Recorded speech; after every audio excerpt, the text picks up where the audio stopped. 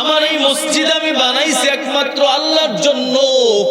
দুনিয়ার কারো টাকা পয়সা আমি নেই নাই, দুনিয়া থেকে সাহায্য আমি চাই নাই, একমাত্র আল্লাহর জন্য বানাইলাম। কিন্তু আমি জান্নাতে গিয়া দেখলাম আমার মতো দুইটা বাড়ি আল্লাহ তাআলা বানায় রাখছেন।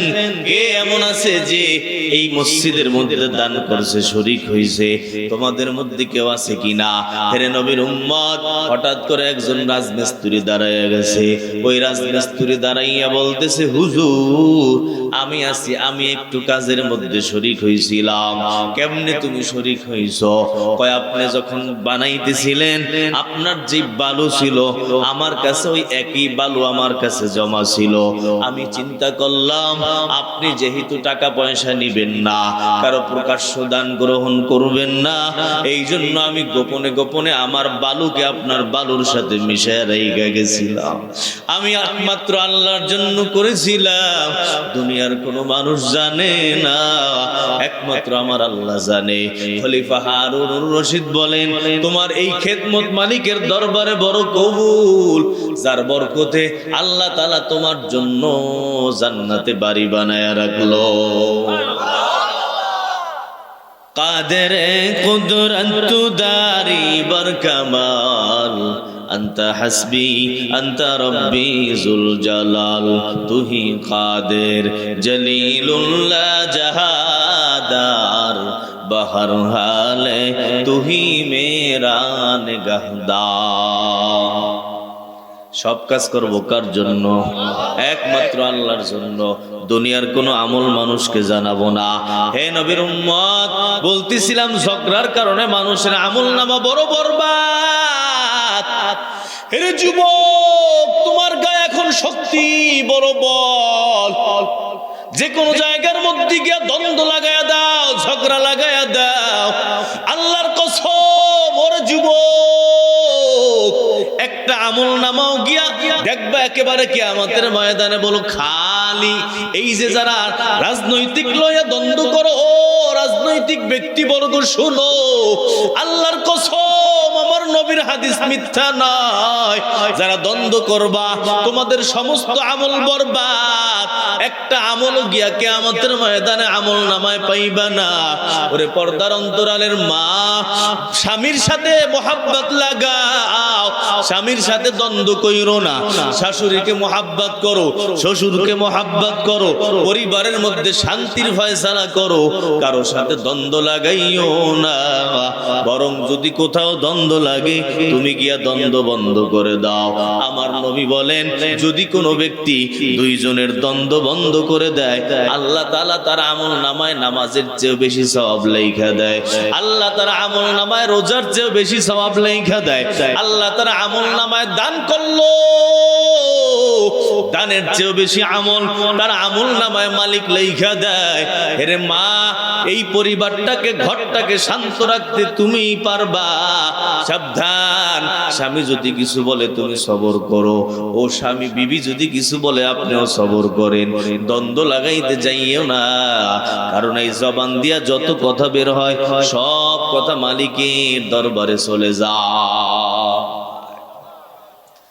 ভালো কথা সব আসমানে আল্লাহ তাআলার কাছে পৌঁছাইয়া যায়, খারাপ কথা ওরে যুবক সবগুলা জমিনের মধ্যে যায়, সিজ্জিনের মধ্যে পৌঁছায় যায়। ইলাইহি ইয়াসআদুল কালিমুত তাইয়্যিব, ভালো কথা আসমানে আল্লাহর কাছে যায়। তেলাওয়াত করলা ভালো কথা, জিকির করলা ভালো কথা, দুরূদ শরীফ পড়লা ভালো কথা, এই ভালো কথাগুলো মালিকের দরবারে গিয়ে উপস্থিত হয়। আর যদি গালাগালি করো, এই গালিটা গিয়ে সিজ্জিনের মধ্যে জমা হয়ে যায়। আমার নবী বলেন, কেউ যদি কাউকে বকাবকি করে, এই গালিটা আসমানের মধ্যে ঘোরাঘুরি করতে থাকে, আসমানে ঢোকার জন্য চেষ্টা করতে থাকে। আসমানের ফেরেশতারা বলে, না না, এই বকা গালি গালাজকে আসমানে ঢুকতে দেওয়া যাবে না। ডানে যাইতে চায় ডানেও যাইতে দেয় না, বামে যাইতে চায় বামেও যাইতে দেয় না, সামনে পিছনের সব দরজা বন্ধ, জমিনের নিচে ঢুকতে চায় ঢুকতে দেয় না। এর যুবক এই গালিটা শেষ পর্যন্ত যাকে দেওয়া হলো তার উপরে গিয়া পড়তে চায়, কিন্তু ফেরেশতারা বলে না না, তাকে যেই কথা বলে গালি দেওয়া হলো এই ব্যক্তি এই গালির কোনো উপযুক্ত না। সুতরাং যে গালি দিল লাস্টে গিয়া ফেরেশতারা তার কাঁধের উপর গালিটাকে ফালাইয়া দেয়। এই জন্য বকা জকা কইরো না, গালি গালাজ কইরো না, অন্যকে গজব ফালাইও না। ও পর্দার অন্তরালের মা শোনো, আর একজনকে গজব ফালাবা, ওই গজব তোমার কাঁধেই পড়বে, ঠিক কিনা বলো? আর একজনকে লানাত করবা, গজব দিবা, ওই গজব তোমার উপরে পড়বে।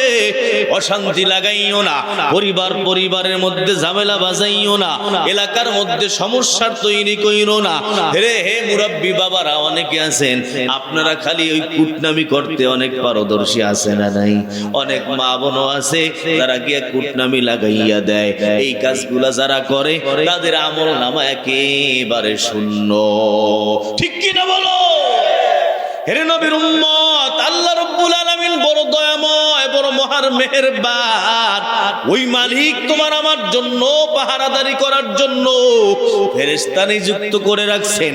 আমাদের দেহের মধ্যে 3 ধরনের দল ফেরেশতা আছে। কয় দল? 3 দল ফেরেশতা আল্লাহ তাআলা নিযুক্ত করে রাখছেন। এক দল ফেরেশতার নাম হলো সহযোগী ফেরেশতা। এরা মানুষদেরকে সহযোগিতা করে, যে কাজ করতে চায় ওই কাজের মধ্যেই সহযোগিতা করে। ভালো কাজ করতে চাইলে ভালো কাজে সহযোগিতা করে, খারাপ কাজ করতে চাইলে খারাপ কাজে সহযোগিতা করে। এখন বলবেন ফেরেশতারা খারাপ কাজে সহযোগিতা করবে কেন? এর জবাব হলো, এই দুনিয়াটাকে আল্লাহ পরীক্ষার হল বানাইছেন। এই পরীক্ষার হলে যদি খারাপ কাজ করতে না দেয়, যদি শক্তি সমর্থন তাকে না দেয়, পরীক্ষার হল কিন্তু থাকবে না। এই ফেরেশতাদের কাজ হলো মানুষদেরকে সহযোগিতা করে, মানুষদেরকে সাহায্য করে। এই দল ফেরেশতার সংখ্যা হলো 360। কয়জন? আমাদের দেহের মধ্যে জোড়া কয়টা? 360টা জোড়া। প্রত্যেকটা জোড়ার মধ্যে আল্লাহ রাব্বুল আলামিন একজন ফেরেশতা রাখলেন যুবক।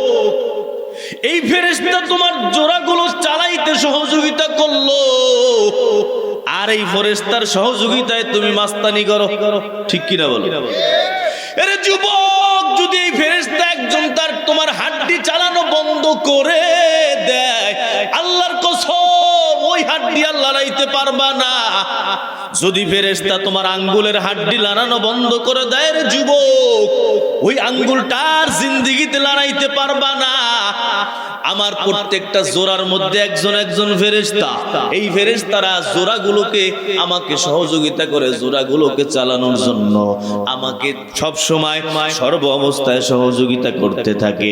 আপনার সাথে আমার সাথে, পুরুষ হোক অথবা মহিলা হোক, সবার সাথে জোড়ায় জোড়ায় 360 জন ফেরেশতা থাকে। এই দল ফেরেশতার নাম হলো সহযোগী ফেরেশতা।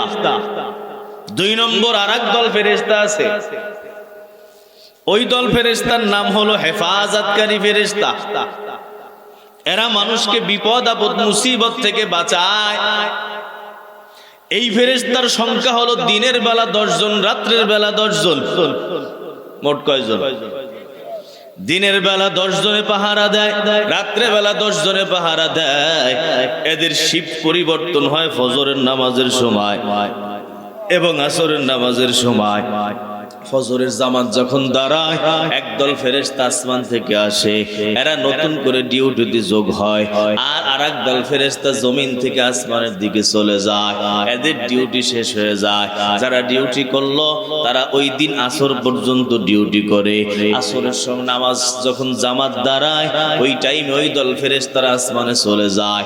যারা ডিউটি করবে তারা আসমান থেকে নাইমা যায়। 2 দল ফেরেশতা মানুষের জামাতের সময় তারা পরিবর্তন হয়। আল্লাহর দরবারে যখন যায়, মালিক জিজ্ঞাসা করতে থাকে, হে ফেরেশতার দল, আমার বান্দাদেরকে তোমরা কেমন দেইখা আসছো? ফেরেশতারা বলে, আল্লাহ, আমরা যখন গেলাম তখন দেখলাম তারা নামাজ আদায় করলো, আবার যখন চলে আসলাম তখনও দেখলাম নামাজ পড়লো।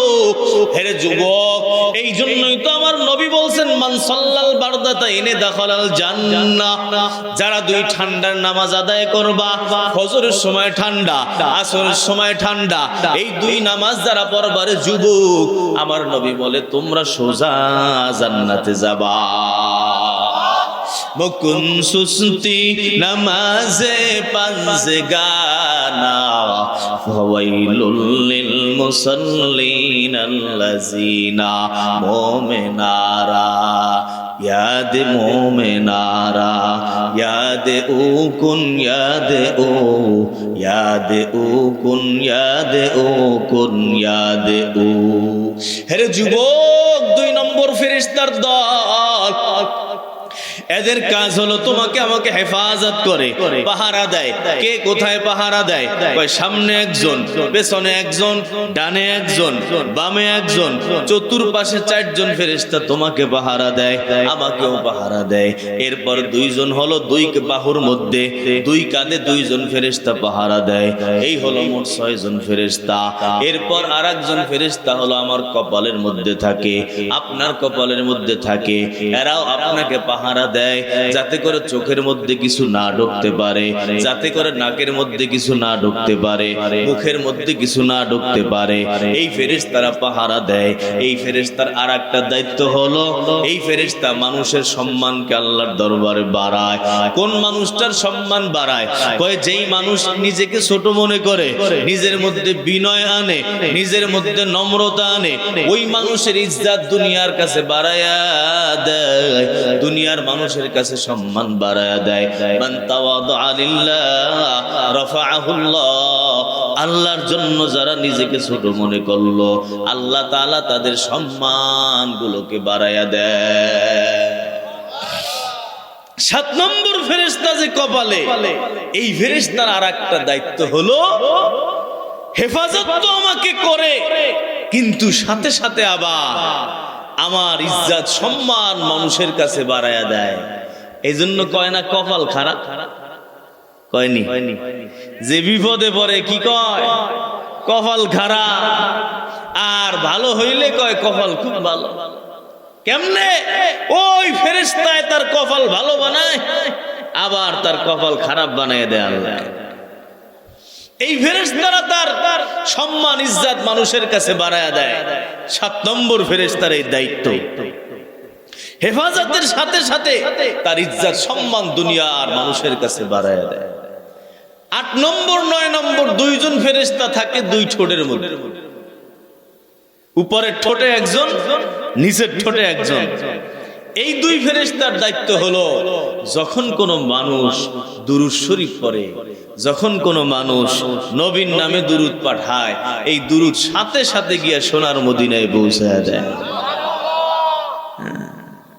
এই জন্য দুরূদ বড় আমল, বড় আমল।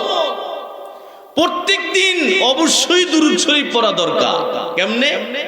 কারণ হলো আপনার মনের আশা যদি পুরা করতে চান, তাহলে দুরূদ শরীফ ছাড়া মনের আশা পুরা হবে না।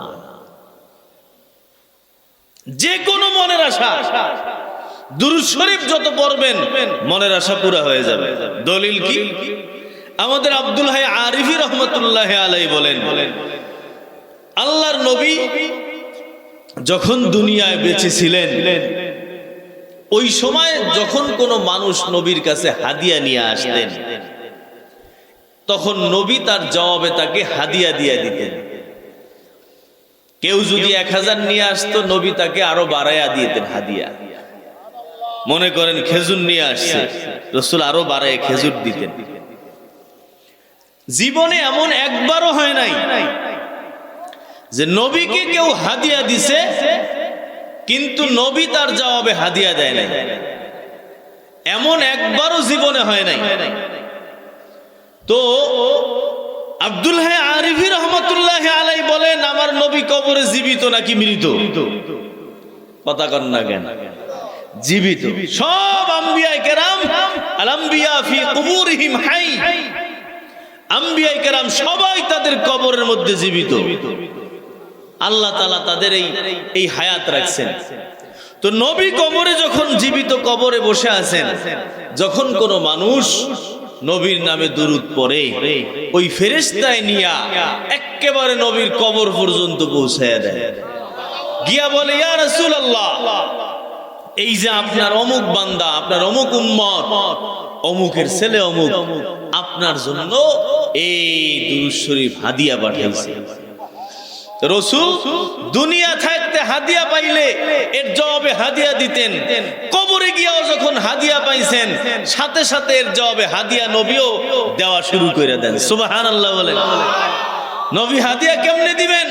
আপনি যেমন দোয়ার মাধ্যমে হাদিয়া দেন, নবীও দোয়ার মাধ্যমে আল্লাহর দরবারে হাদিয়া পৌঁছায়। আল্লাহর নবী তখন ওই ফেরেশতাদের কাছে দোয়ার মধ্যে হাত জাগায়, নবী কবরের মধ্যে হাত জাগায়, আল্লাহকে বলে, আল্লাহ ওই বান্দা যেই নিয়াতে দুরূদ পড়ল, তুমি তো ভালো কইরাই জানো আল্লাহ, তুমি তার নিয়াতকে পুরা কইরা দাও। আল্লাহ তার মেয়ের বিবাহ হয় না, সেই জন্য দুরূদ পড়ল, তার মেয়ের বিবাহের ব্যবস্থা করে দাও। ও মালিক, যুবক চাকরি পায় না, সেই নিয়াতে দুরূদ পড়লো, ও আল্লাহ তুমি তার চাকরির ব্যবস্থা করে দাও। পয়গম্বর কবর থেকে আল্লাহর দরবারে হাত জাগায়, আপনি যেমন দুরূদ পাঠাইলেন হাদিয়া, দোয়া, দুরূদ কিন্তু একটা দোয়া। কেমনে দোয়া? আল্লাহর কাছে দোয়া করতেছি, আল্লাহুম্মা, হে আল্লাহ, সাল্লি আলা মুহাম্মদ, মুহাম্মাদের উপর রহমত নাজিল করেন, দুরূদ পাঠাইয়া দেন, ওয়া আলা আলি মুহাম্মদ, মুহাম্মাদের পরিবারের উপর রহমত নাজিল করেন, কামা সাল্লাইতা আলা ইব্রাহিম, যেমন আপনি ইব্রাহিম আলাইহিস সালামের উপর রহমত করছেন, ওয়া আলা আলি ইব্রাহিম, ইব্রাহিমের পরিবারের উপর যেমন রহমত করছেন, এমন রহমত আপনি আমার পয়গম্বরের উপর করে দেন। বান্দা সরাসরি দোয়া করে নাই, সরাসরি বলেন, ও রহমত তুমি যাও পয়গম্বরের কবরে যাও। ও যুবক শোনো, এখানে সরাসরি নবীর কবরে আমরা দুরূদ পাঠাই নাই, বরং আল্লাহর দরবারে পাঠাইছি।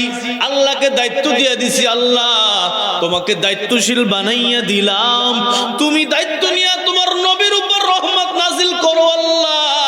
হে যুবক, মালিককে যখন জিম্মাদারি দিলা, মালিক কিন্তু অবশ্যই তার নবীকে মোহাব্বত করে, নবীর উপর দুরূদ পাঠায়, নবীর জন্য রহমত নাজিল করলো দুরূদের মাধ্যমে। এজন্য বুজুর্গরা বলে, ওই আরশের ওয়াসিতায় মদিনা পাকের লগে সাক্ষাৎ। দুরূদ যখন পড়বা আরশের লগেও যোগাযোগ, আবার ওই পয়গম্বরের কবরে আছে, কবরের মধ্যেও যোগাযোগ। হে নবীর উম্মত,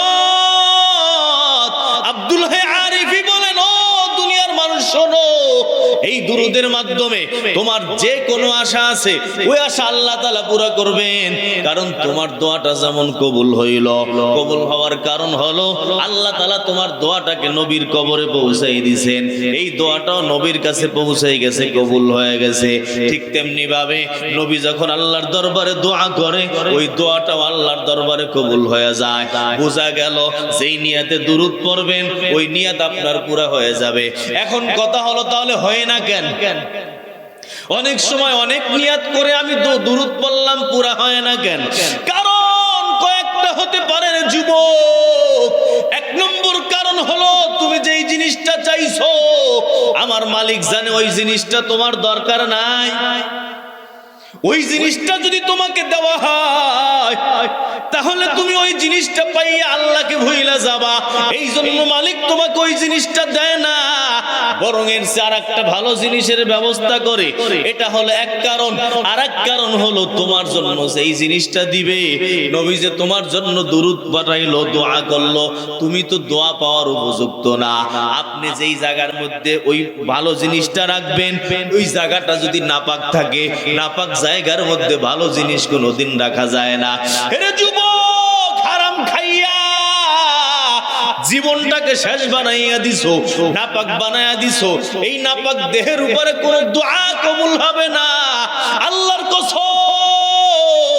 আমার নবী বলেছেন, লা ইয়াদখুলুল জান্নাতা জাসাদুন গুযিয়া বিল হারাম।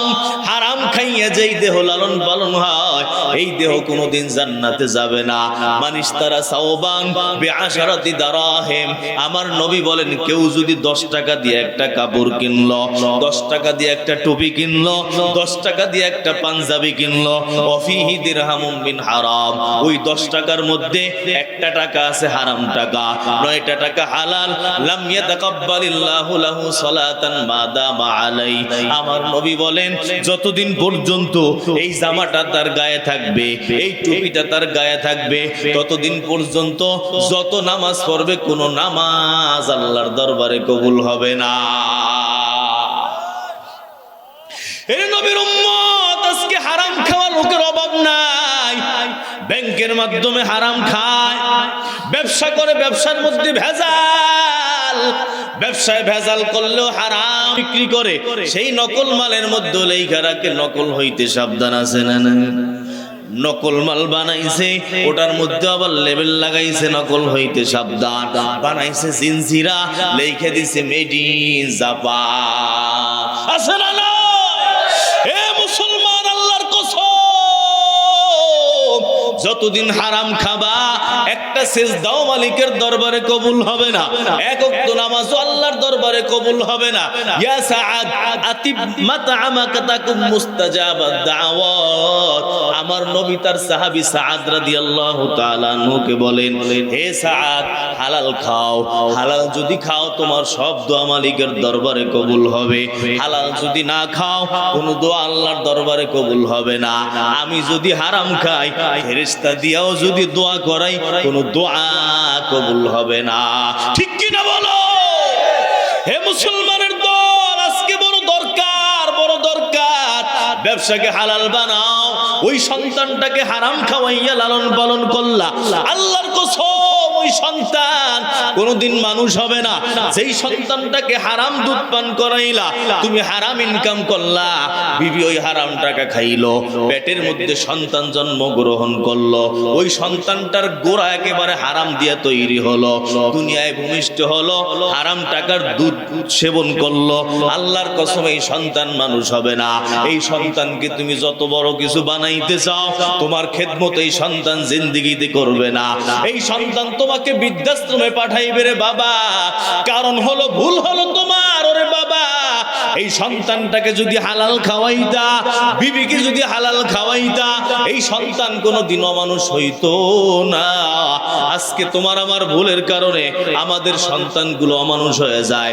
এই জন্য আমার নবী বলেন, লা তাকতুলু আওলাদাকুম খাশিয়াতা ইমলাক, তোমাদের সন্তানদেরকে নিজেরা নিজেরা হত্যা কইরো না।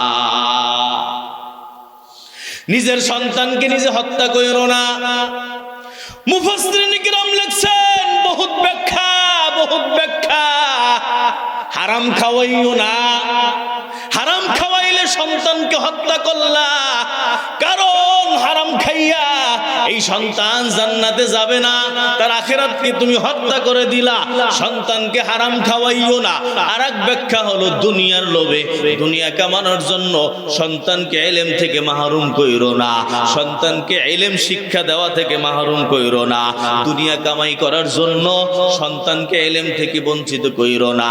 সুতরাং দুনিয়া যেমন সন্তানকে হত্যা করলে বাবার ফাঁসি হয়, আখিরাতে যদি হত্যা করো, আখিরাতেও বাবার ফাঁসি হবে। কেউ যদি তার সন্তানকে দুনিয়ায় গলা কাইটা ফেলে, পুলিশ ধরবেনি, পুলিশ ধইরা জেলখানায় নিবেনি, জেলখানায় নিয়ে তার ফাঁসি হবেনি, হবে কিনা? দুনিয়ায় হত্যা করলে নিজের জ্ঞান, আমি আমার সন্তানকে মারছি, তোমার কি? কয় না, এই সন্তান তোমার না, মালিককে আল্লাহ। জোরে বলেন, সব কিছুর মালিক আমার আল্লাহ। আমার দেহের মালিকও আমার আল্লাহ, আমার চোখের মালিকও আমার আল্লাহ।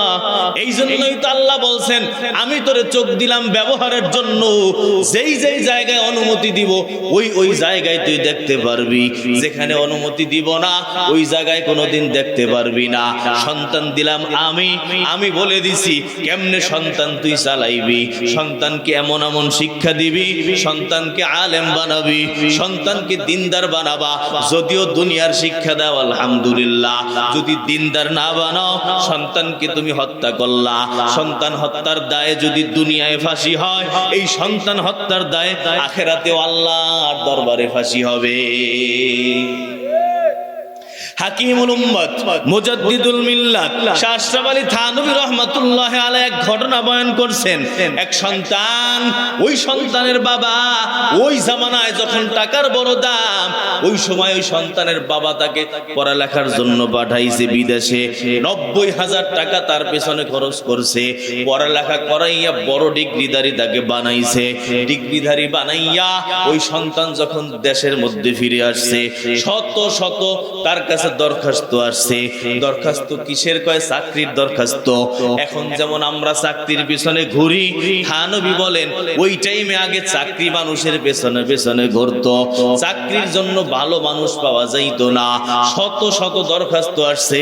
আল্লাহর বান্দা বলে, ভাই আমি সবে মাত্র আগমন করলাম, আমি একটু সুস্থ হয়ে লই, তারপর তোমাদের দরখাস্ত যারটা ভালো লাগবে তার দরখাস্ত আমি কবুল করব।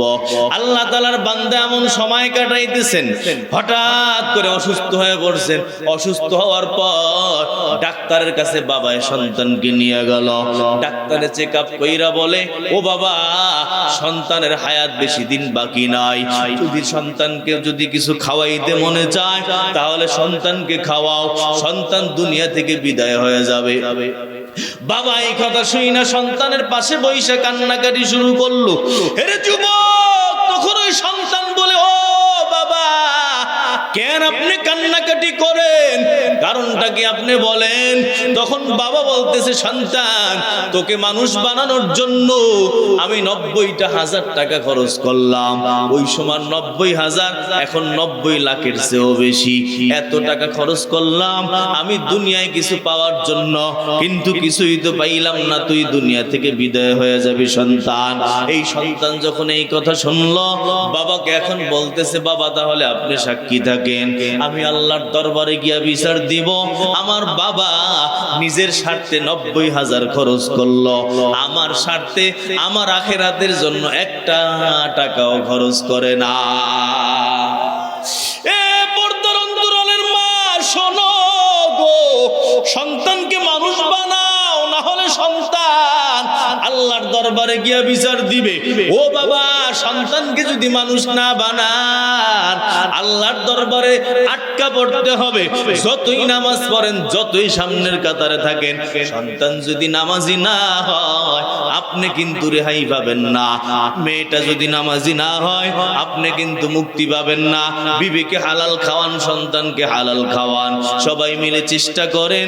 এই দুনিয়া কিছুই না, ওই যতদিন পর্যন্ত আল্লাহর ইবাদত করা যায়, আল্লাহর ইবাদত করতে পারলে আল্লাহকে পাওয়া যায়। যদি ইবাদত না করো বান্দা, কিছুই পাবা না। আল্লাহর নবীর দুরূদ এমন এক আমল, যেই দুরূদের বরকতে সব আমল কবুল, সব মনের আশা পূরণ, কিন্তু তারপর পূরণ হয় না কেন? কয় আমি হারাম খাই, আপনি হারাম খান, যার কারণে নবী দোয়া করতেছে।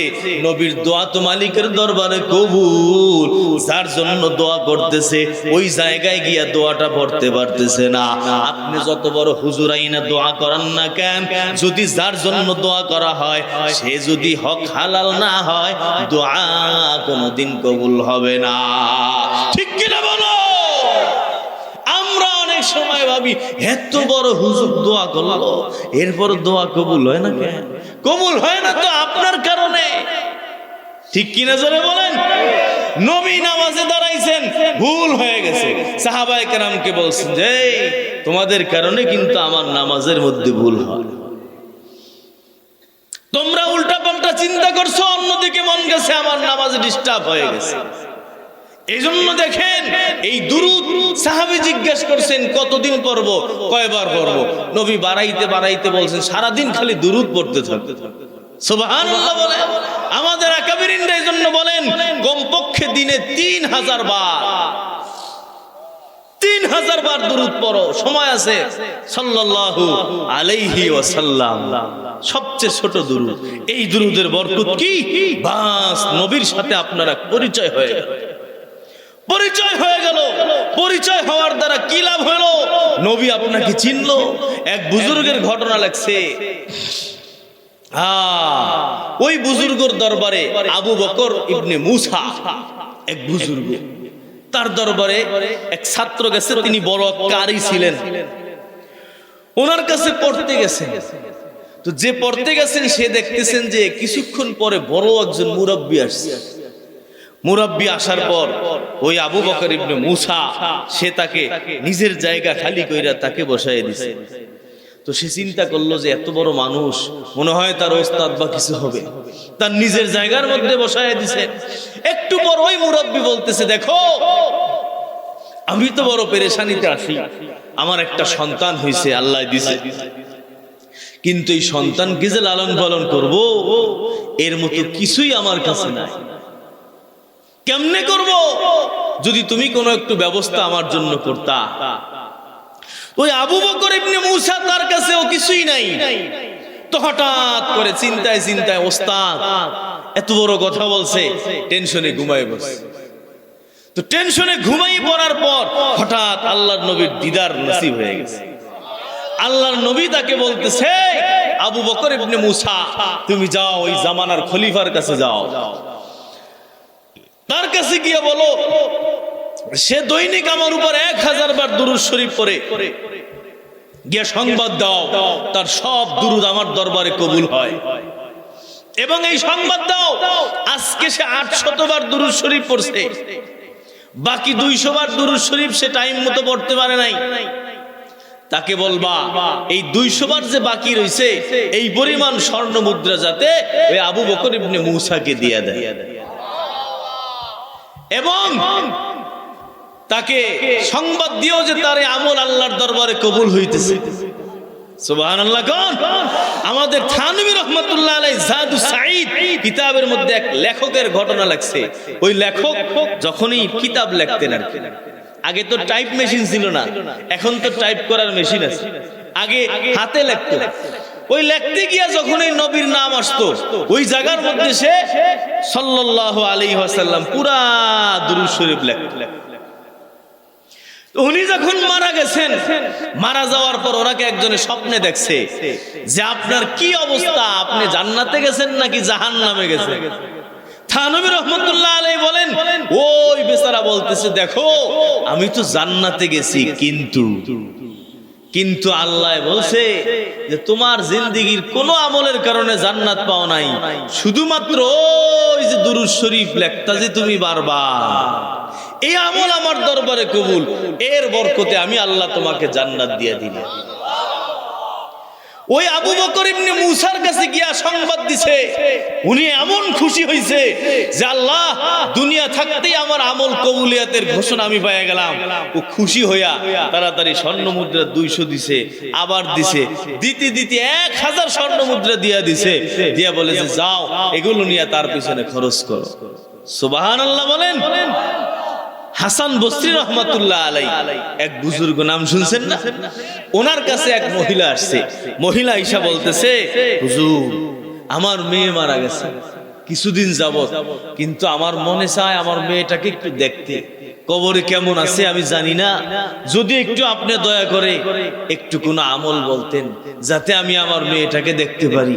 তখন হাসান বসরি রহমাতুল্লাহ আলাইহি বলছেন যে যাও গিয়া আমল করো। কি আমল? কয় 4 রাকাত নামাজ পড়বা। 4 রাকাত নামাজের মধ্যেই সূরা ফাতিহার পরে সূরা আল হাকুমুত তাকাসুর হাত্তা যুরতুমুল মাকাবির আছে না, এই সূরা পড়বা 4 রাকাতে, নামাজ পড়া পরে সুন্দর পাক পবিত্র বিছনায় ঘুমাবা, দুরূদ শরীফ পড়তে পড়তে ঘুমায়া যাবা। ইনশাআল্লাহ আশা করা যায় আল্লাহ তাআলা তোমার মেয়ের হালাত তোমাকে স্বপ্নে দেখায় দিবে। আমল শুরু করছেন, আমল শুরু করার পর একদিন ঠিকই স্বপ্ন দেখে ফেলাইছেন, কিন্তু মেয়ের হালাত বড় খারাপ। মেয়ের পায়ের মধ্যে শিকল বাঁধা, হাতের মধ্যে শিকল বাঁধা, মেয়ের কবরে আযাব। এই তো মা কান্নাকাটি করতে করতে ঘুম থেকে লাফায় উঠছেন। পরের দিন হাসান বসরির কাছে গিয়ে বলতেছে, হুজুর দেখছি তো অবস্থা তো খুব খারাপ, এখন কিছু আমল বলেন যাতে আমার মেয়েটা জাহান্নাম থেকে মুক্তি হয়ে যায়। তখন হাসান বসরি রহমাতুল্লাহ আলাইহি বলছেন, জান দুরূদ শরীফ পড়েন, আপনি গিয়া তেলাওয়াত করেন, জিকির করেন, ইবাদত করে করে মেয়ের কাছে পাঠান সদকায়ে জারিয়া। পরক্ষণে কিছুদিন পরে হাসানে বসরি রহমাতুল্লাহ আলাইহি ঘুমের মধ্যে স্বপ্নে দেখতেছেন বিরাট জান্নাত দেখা যায়। এই জান্নাতের মধ্যে একজন সুন্দরী মেয়ে বসা। ওই সুন্দরী মেয়ে হাসানে বসরি রহমাতুল্লাহ আলাইহিকে দেখা ডাক দিছেন যে হুজুর এদিকে আসেন, এদিকে আসেন। তো ডাক দেওয়ার পরে হাসানে বসরি ওখানে গেছেন। ওই মেয়ে বলতেছে হুজুর আপনি কি আমাকে চিনেন? কয় না তো, আপনাকে তো আমি চিনি না। কয় আমি হলাম ওই মেয়ে যেই মেয়ের জন্য আমার মা আপনার কাছে গিয়েছে। হাসানে বসরি বলে তোমার মা তো বলছে তোমার হালাত বড় খারাপ, তোমার কবরে আযাব, কিন্তু আমি তো দেখতেছি তুমি জান্নাতে, কারণটা কি? তখন ওই মেয়েটা বলতেছে হুজুর আসলে আমার মা যেটা বলছে সেটাও সত্য, আপনি যেটা দেখতেছেন সেটাও সত্য। আসল বিষয় হলো আমাদের কবরে আযাব হইতেছিল, হঠাৎ করে কোত্থেকে এক বুজুর্গ আইসা আমাদের এই কবরস্থানের পাশে দাঁড়াইয়া দুরূদ শরীফ পড়ল। কি এক দুরূদ পড়ল, এর বরকতে আল্লাহ আমাদের ৭০,০০০ মুর্দার কবরকে জান্নাত বানাই দিছে। এক দুরূদের কারণে ৭০,০০০ মানুষের কবরের আযাব মওকুফ হয়ে গেল।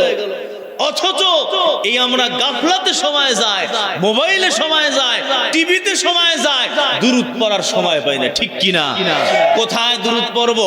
কয় দুরূদ যখন ওযু করা শুরু করব, ওযুর মধ্যে দুরূদ পড়ো, ওযু শেষ মসজিদে ঢুকবা, ডান পা দিয়ে ঢোকার সময় দুরূদ পড়তে পড়তে ঢোকো, মসজিদ থেকে বের হবা, বের হওয়ার সময় দুরূদ পড়তে পড়তে বের হও, বাসায় ঘুমাইতে যাবা, দুরূদ পড়তে পড়তে ঘুমাইয়া যাও। কোনো গুরুত্বপূর্ণ কথা লেখবা, লেখার আগে আগে দুরূদ শরীফ পড়া নাও অথবা লেখা নাও। কোনো গুরুত্বপূর্ণ কথা বলবা, এর আগে আগে দুরূদ শরীফ পড়া নাও। হে নবীর উম্মত, এবং আরো আমল আছে। দুইজনের মাঝে যদি দ্বন্দ্ব ঝগড়া লাগা যায়, ওই জায়গার মধ্যে দুরূদ শরীফ পড়া দাও। মক্কা মদিনায় যখন যাবেন, দুইজন যদি দ্বন্দ্ব লাগে, ওই দ্বন্দ্ব লাগার মধ্যে আরেকজন আইসা বলে ইয়া আব্দুল্লাহ সাল্লি আলান নবী, হে আল্লাহর বান্দা নবীর উপর দুরূদ শরীফ পড়ো, দুরূদ শরীফ পড়ো। যদি দুরূদ পড়া হয় ঝগড়া সাথে সাথে বন্ধ। পায়ের মধ্যে ঝিঝি যদি ধরে দুরূদ পড়বেন ইনশাআল্লাহ সাথে সাথে বন্ধ হয়ে যাবে। এমন এক আমল পরীক্ষার হলে ছাত্ররা পড়া মনে আসে না, দুরূদ পড়ো ইনশাআল্লাহ। যদি পইরা থাকো তাহলে মনে আসবে, আর যদি না পইরা পরীক্ষা দিতে যাও তাহলে মনে আইব না, কিছুই আইব না। এত বরকত এই ফেরেশতা, দুই ঠোঁটে দুই ফেরেশতা, মনে আছে? ৮ নম্বর এবং ৯ নম্বর, এই দুই ফেরেশতার দায়িত্ব এবং কাজ, যখনই বান্দা দুরূদ পড়ে সাথে সাথে গিয়া দুরূদ সোনার মদিনায় পৌঁছায়া দেয়। এবং আরেকজন ফেরেশতা ১০ নম্বর, এই ১০ নম্বর ফেরেশতা হলো রাত্রে বেলা যখন আপনি আমি ঘুমাই, এই ঘুমের মধ্যে পাহারা দেয়। এ পাহারা দেয় কানের মধ্যে কিছু না যায়, নাকের মধ্যে কিছু না যায়, মুখের মধ্যে কিছু না যায়। এখন কথা হলো অনেক সময় যে যায়, এর কারণ হলো আল্লাহ তাআলা লেখা রাখছে যে কানের মধ্যে তেলাপোকা একটা ঢুকবো। যখন ঢোকার সময় হয়, ওই ফেরেশতা তার ডিউটি থেকে সরে যায়। কারণ ফেরেশতা ডিউটি করতে আসছে কার হুকুমে? আবার বিপদ দেবে কে? বাস তখন ফেরেশতা ডিউটি বন্ধ করে দেয়, ওই কানের মধ্যে তেলাপোকা ঠিকই আল্লাহ ঢুকাই দেয়। কিন্তু বাকি টাইমগুলোই এই ফেরেশতা আপনাকে আমাকে পাহারা দেয়। এই হলো আপনার আমার পাহারাদারি ফেরেশতা ১০ জন, রাত্রে ১০ জন, দিনে ১০ জন। আর একদল ফেরেশতা হলো যারা আমলনামা লেখে।